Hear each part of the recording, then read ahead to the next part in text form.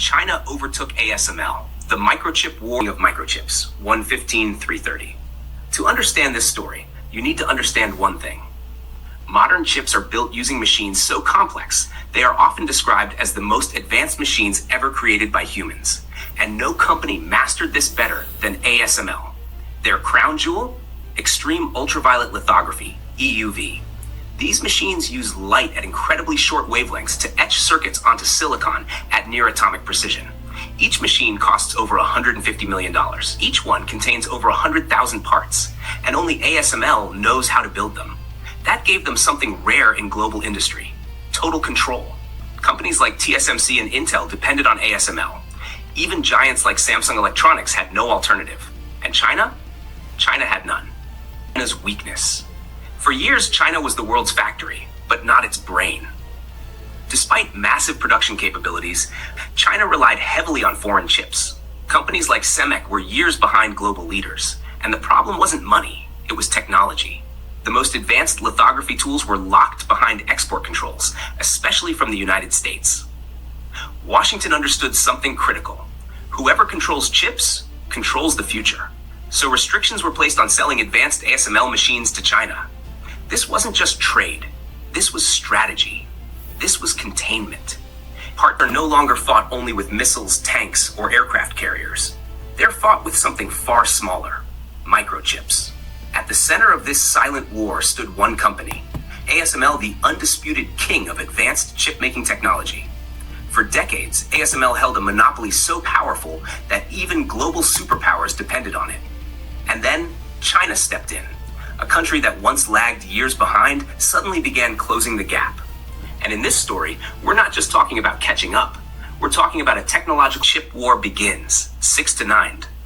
The moment restrictions tightened, China changed its approach completely. Instead of relying on imports, it launched a national mission.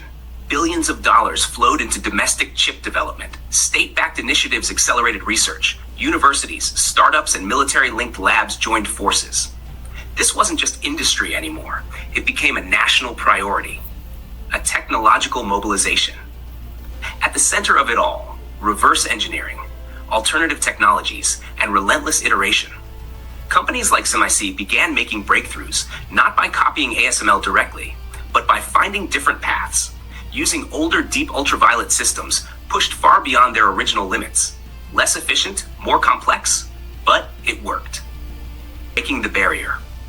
Then came the moment that shocked the world. China demonstrated the ability to produce advanced chips without access to EUV machines. It wasn't supposed to be possible, but it happened. Through extreme precision, multi-patterning techniques, and sheer engineering effort, China began closing the gap. Companies like Huawei re-emerged with chips many thought they could no longer produce. This sent a clear message. Sanctions had slowed China down, but they had not stopped it. And in some ways, they had made it stronger. China really passed ASML. Now here's the critical question. Has China actually overtaken ASML? The answer is more complex than headlines suggest. ASML still leads in pure technology. No one has matched their EUV systems. Not yet. But China has changed the game. Instead of competing head-to-head, it built a parallel path. A system less dependent on Western technology, less vulnerable to sanctions, and increasingly capable. In strategic terms, that may be just as powerful, because dominance isn't only about being the best, it's about being unstoppable. The future of the chip war, 1415. This is no longer just a business competition. It's a geopolitical battle. Microchips power everything: AI, military systems, space technology, global communications, and the race is far from over. ASML still stands at the top, but China is no longer behind. It's in the race, and in a world where technology defines power, that changes everything. Now, if you want to understand the future of global power, don't just watch the skies, watch the chips, because the next superpower may not be the one with the biggest army, but the one with the smallest technology.